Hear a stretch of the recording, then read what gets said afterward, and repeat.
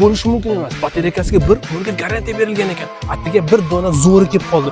27 ming probekda kraskasi top bo'lsa, narxini oxirida aytaman, ungacha funksiyalarini sanaymiz. Qani ketdik. Nimadan boshlaymiz? Juda ham funksiyalar ko'p. Oddiysidan boshlaymiz. Stakanligimiz bor, simsiz zaryadimiz, multirolimiz bor, displeyimiz bor, kattagina monitorimiz bor. Orqa tomonda esa orqa o'rindiqlarda orqadan turib o'zini boshqarsangiz bo'lar ekan. Oldida atamankalarimiz bor, massajimiz bor, sovutish bor, isitish bor, xullas bor, juda ham ko'p funksiyalar bor. Boshlarni telefoningizga ulab beradi, boshqarsangiz bo'ladi. Parkovka ushlaydi, avtopilot bor, Face ID bor, xullas salonda yana kamerasi bor ekan, o'zi zapis qiladi. Yana nimani aytdik? Juda ham ko'p salon bor-ku. Ey, laykni deb bosinglar, komment yozinglar, fikringizni bildiringlar, yaqinlarga jo'natib qo'yinglar. Bu mashinamiz ham egasiga yetib borsin. Mehnatlarimiz ham samarasini ko'raylik. Narxi 38 ming dollar. Qo'llab quvvatlash tekin, ko'rasizlarmi? Qo'llab quvvatlash tekin. Zo'rlari esa oldinda qanaqa mashinalarni olib chiqaylik? Aytinglar.